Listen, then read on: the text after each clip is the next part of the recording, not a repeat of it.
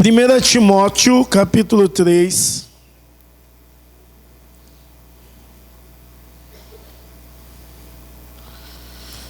Primeira Timóteo 3.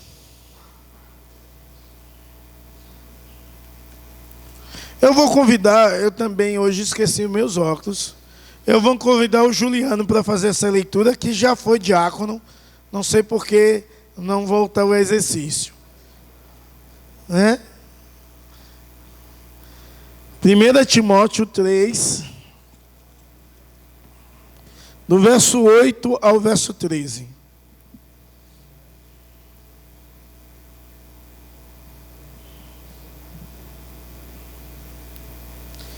Abrir, eu abro certo que o número é bem grande. Só na hora de ler que não.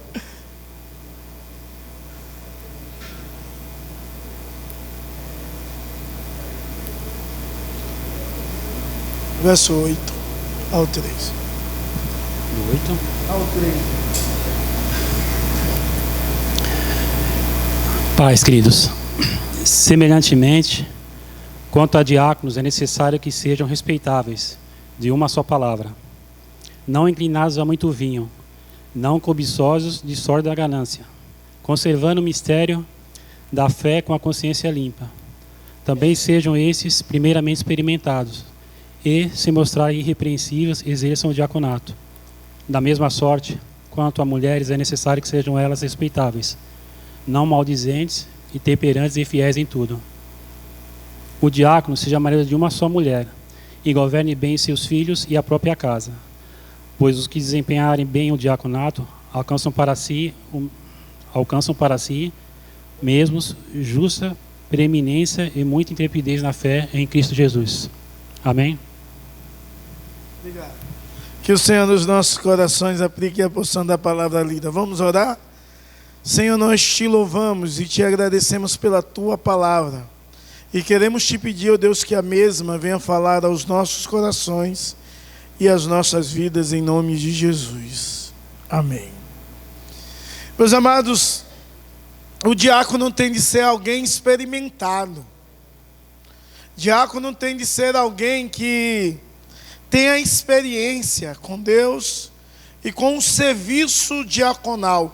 Na verdade, o nome diácono, a ideia do original é de serviço, ou de servo ou escravo, e ela traz consigo algo ao qual você vai desempenhar um serviço.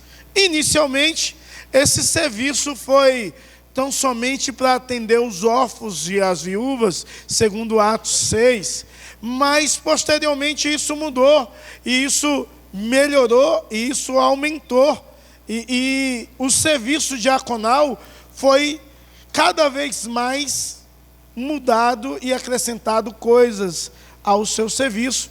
E ele pegou uma certa posição assim de um levita do Antigo Testamento, no sentido de ser alguém que deveria, levita não é só na expressão de cantar, viu? Isso é uma coisa errada que o povo ensina aí, que deveria manter a ordem do culto e zelar pelo culto e pelas suas dependências da igreja em si. Então, o diaconato é necessário muito preparo. Lá no livro de Atos diz que eles deviam ser cheios de fé e do Espírito Santo. Na verdade, não só o diaconato, toda a função que se desempenha na igreja tem de ser com pessoas capacitadas, desde o ensino de criança até o ensino de terceira idade, ou qualquer função que venha a ser desempenhada na casa de Deus tem de ser com excelência. Eu lembrei agora da primeira vez que eu fui na igreja presbiteriana. E eu fui porque na minha rua tinha um presbítero. E o presbítero chamou a criançada. Todo aquele menino que não era crente, inclusive eu, as meninadas inteiras da rua, disse: olha, vamos para a escola dominical e eu vou dar bombom a todo mundo. E o povo, eu não sei as crianças de hoje, mas eu era doido para comer um bombom, e a turma lá da rua inteira. E ele levou, pediu aos pais, uma multidão de crianças para a escola dominical. E lá nós fomos colocados em uma sala de crianças. Infelizmente a professora não tinha preparo. Eu tinha mais ou menos aí uns 7 a 8 anos. E a professora não sabia o que fazer com tanta criança e diz: alguém conhece uma música? Um bocado de criança da rua, inclusive eu. Da rua não, tinha pai e mãe, né, que brincava na rua. Alguém conhece uma música? O meu vizinho levantou a mão e disse assim: nega do cabelo duro. Então, até com o ensino de criança, é necessário, naquela época era famosa essa música, talvez alguns nem conhecem, né? É necessário um preparo. O diácono é muito mais necessário um preparo. Quando nós nos deparamos com o texto da palavra de Deus, o texto da verdade de Deus, esse texto, inicialmente, o capítulo 3 de Timóteo, vai falar sobre as qualidades do bispo. E cita, do verso 1 ao verso 7, as qualidades que um presbítero tem. E depois, no 8, ele diz: semelhantemente, ou seja, os diáconos têm de ter todas as qualidades que os presbíteros têm, e mais as qualidades citadas a partir do verso 8 até o verso 13. Então há uma responsabilidade muito grande de quem deve ser um diácono. E esse texto, o apóstolo Paulo, com certeza, queria instruir a igreja a votar corretamente em um diácono. E aí eu digo a votar corretamente, porque há quem diga: esse negócio de voltar, isso não é um negócio muito de Deus. Porque Deus podia revelar quem deveria ser. Tem gente que acredita isso, que a igreja presbiteriana é errada por isso. Não leram Atos 6? Que na primeira escolha dos diáconos, e assim foi, sempre os diáconos foram votados. E esse parecer agradou a todos. Então, nós seguimos o exemplo da igreja primitiva e o exemplo bíblico de votar. Então, você que está aqui, você é um instrumento de Deus para eleger um homem de Deus ou não, quando você não o reconhece em tal função. Então, o que Paulo queria nos ensinar seria quais os critérios da escolha de diácono. Como é que eu devo escolher um diácono? De que maneira eu devo escolher um diácono? E aqui, no vermelhinho aqui, ó, minha esposa disse: está muito rosinha. Ela disse assim. Aí não foi proposital, mas eu disse: tem outubro rosa, aí fica. Aí tem um azulzinho no meio para melhorar o negócio, né? Essas qualidades aqui são as qualidades citadas a partir do verso 13.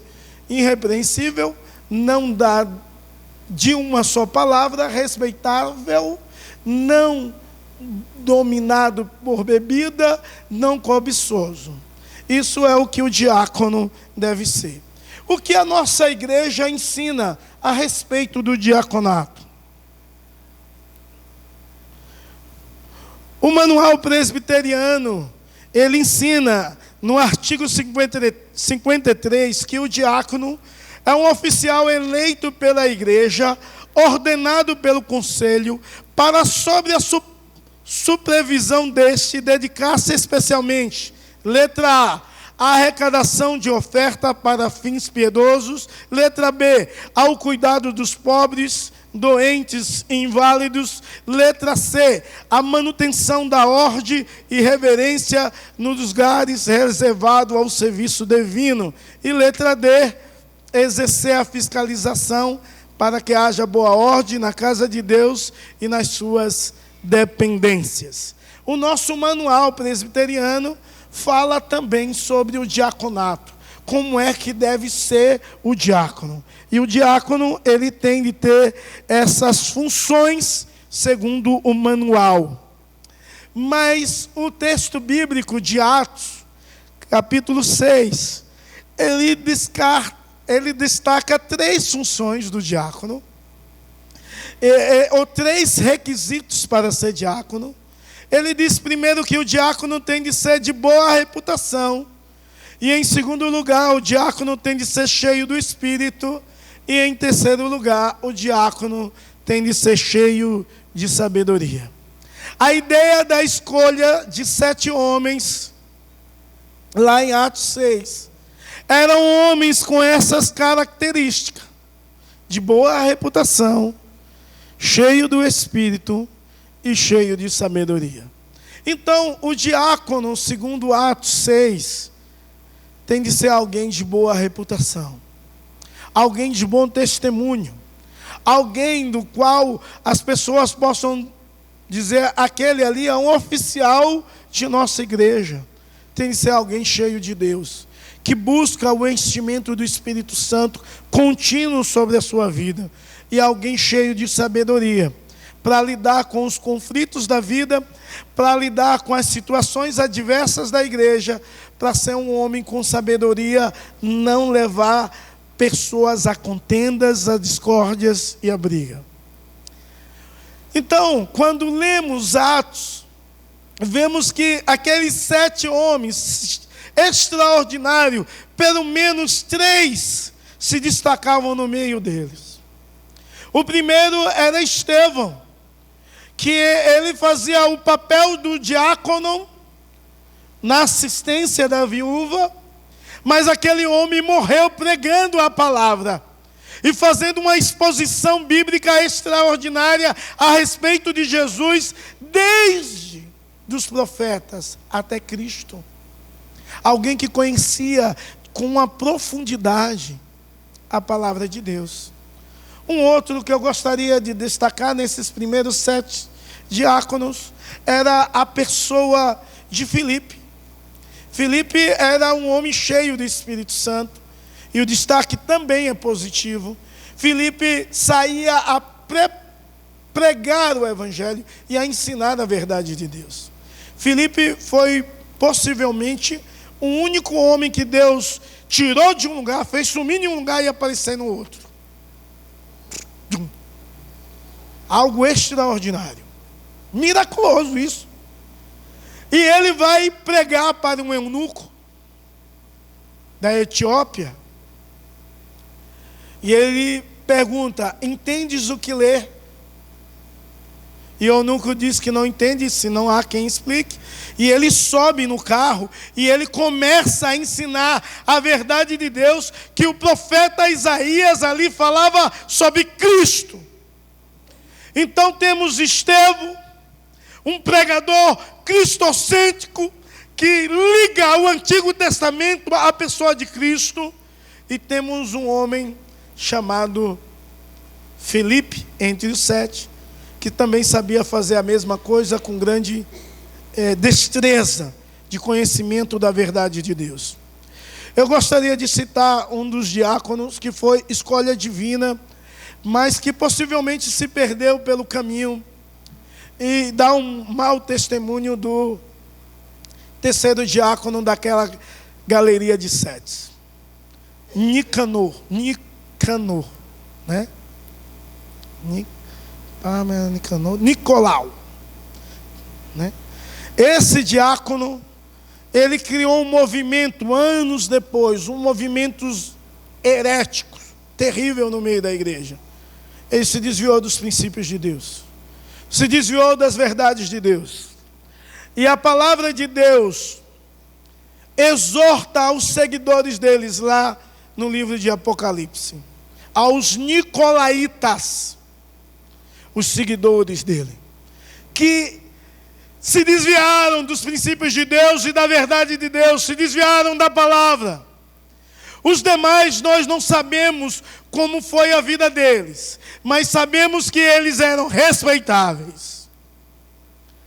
Sabemos que eles eram de boa reputação, cheio do Espírito e cheio de sabedoria. Então, como é que você deve escolher homens de boa reputação, cheio do Espírito Santo e cheio de sabedoria? O texto que nós lemos dá outros requisitos nessa escolha. E nós não podemos nos esquecer desse texto, que é um texto clássico, e o apóstolo Paulo está ensinando a igreja como deve escolher, ou especialmente ao pastor Timóteo, como deve orientar a igreja a fazer a escolha certa. E aí o primeiro requisito é que seja alguém respeitável. O segundo, de uma só palavra. O terceiro, não inclinado a muito vinho. E o quarto, não cobiçoso. E aí você começa a ver as primeiras 4 características que um diácono deve ter. Então, um diácono tem que ser alguém respeitável. Não pode ser alguém que o povo não respeita. Tem de ser alguém que impõe respeito. Então, a pessoa pode ser feliz, alegre, brincalhão, mas ela impõe respeito. Sabe o momento certo. Diácono não pode ser alguém que fala uma coisa agora, daqui a pouco fala outra. Não pode ser alguém inclinado a vinho. E não pode ser alguém cheio de cobiça, porque ele vai diretamente o primeiro a contar as ofertas da igreja. E se for alguém cheio de cobiça, pode desviar sem alguém ver alguma coisa. Então o diácono não pode ser alguém assim. Mas tem mais requisitos. Ele tem que conservar o mistério da fé. O diácono, ele precisa conservar o mistério da fé. Ele tem de ser alguém irrepreensível.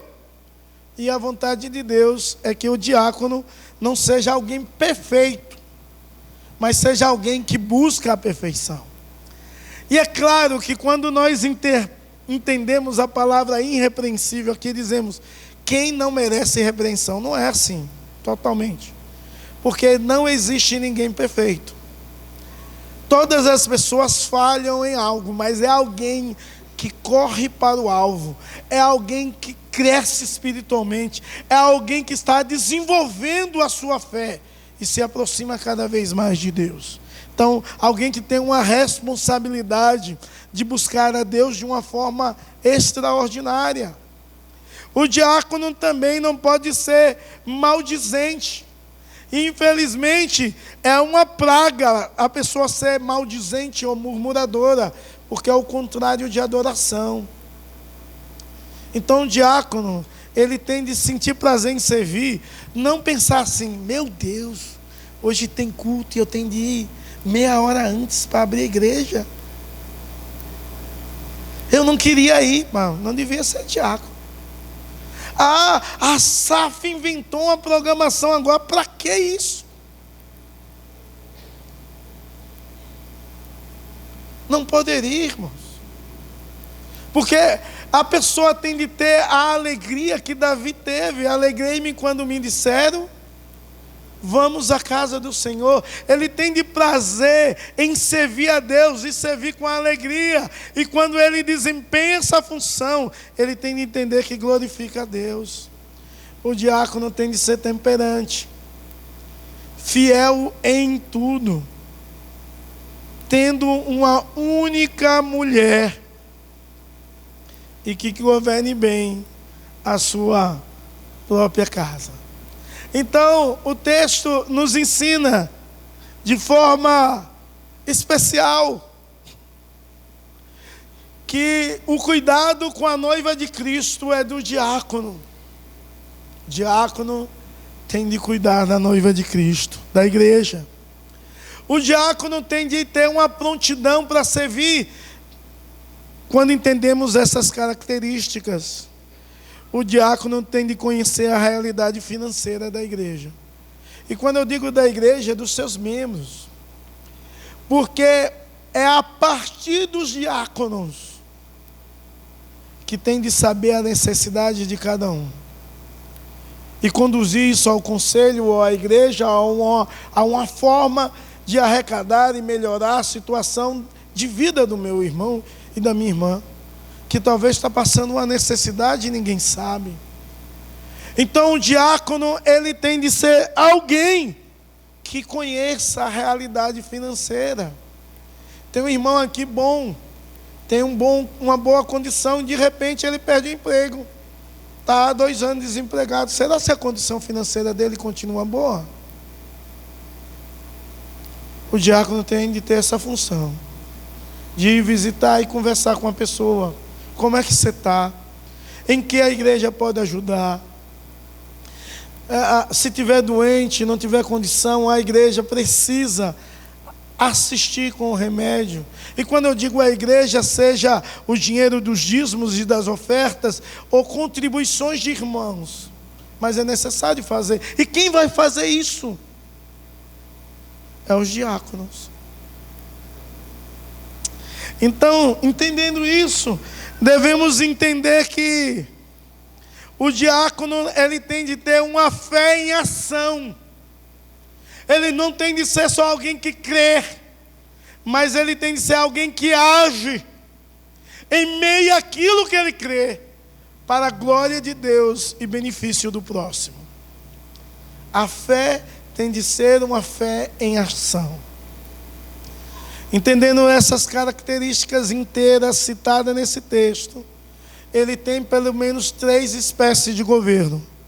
Ele tem de ter um governo pessoal, no sentido de ser uma pessoa irrepreensível, de uma só palavra, respeitável, não dado ao vinho e não cobiçoso. Mas ele tem de ter algo muito específico no governo familiar. Ele tem de ser alguém que governe a sua própria casa, porque a palavra de Deus diz que quem não governe a sua própria casa não pode governar a igreja. A sua mulher também nesse governo tem de ser uma mulher que não exerça o ministério do marido, mas tem de ser uma mulher que auxilie o marido no seu ministério. E para ser uma mulher que auxilie o marido no seu ministério, o verso 11 diz assim: da mesma sorte quanto às mulheres, é necessário que elas sejam respeitáveis, não maldizentes, temperantes e fiéis em tudo. A esposa do diácono tem de ser alguém respeitável. A esposa do diácono tem de ser alguém que não seja maldizente, não seja fofoqueira, que é uma praga na vida da igreja. A esposa do diácono, ela precisa ser fiel em tudo. Então, pelo menos nas características do diácono, ele tem de governar bem a sua vida pessoal, ele tem de governar bem a sua vida familiar, e ele tem de governar a atuação na igreja, no culto, em espécie de ordem, de decência. Ele tem de governar esse momento. Se entra um bêbado aqui agora, querendo vir direto para cá, e falando barulho, e fazendo zoada, eu vou quebrar tudo, o diácono tem de segurar ele. E não é só Nelson não, inclusive o diácono magrinho também. Oi? Seu Mário. Seu Mário aí, sustância. Aí você vê magrinho assim, baixinho, aí seja pano forte, rapaz, aí. Não é cabra macho não, por conta do seu Carlos já me ensinou que não pode. E bode fica feio. Mas é um homem macho. Porque tem homem mais ou menos, viu? Tem, infelizmente tem. Não era para ter, mas tem. Então o diácono tem de zelar pela ordem. Menino gritando, correndo, é seu filho, ou é filho do pastor, tem de obedecer o diácono. Diácono tem de cuidar dessa ordem aqui no culto. Tem de zelar pelo culto. Tem de zelar por você, protegendo você aqui, no ambiente em que você está. O diácono tem de ser alguém que observa tudo e vê o que está faltando. Ele trabalha para que o funcionamento do culto seja agradável, perfeito e glorifique a Deus. Então, nas características citadas na palavra de Deus sobre o diácono, ele tem de ter pelo menos essas três expressões: de um governo pessoal, de um governo da família e de governar e atuar na igreja de uma forma magnífica e algo que glorifique a Deus de uma forma muito especial. Tudo isso para a honra, glória e louvor do nosso Senhor e Salvador Jesus Cristo.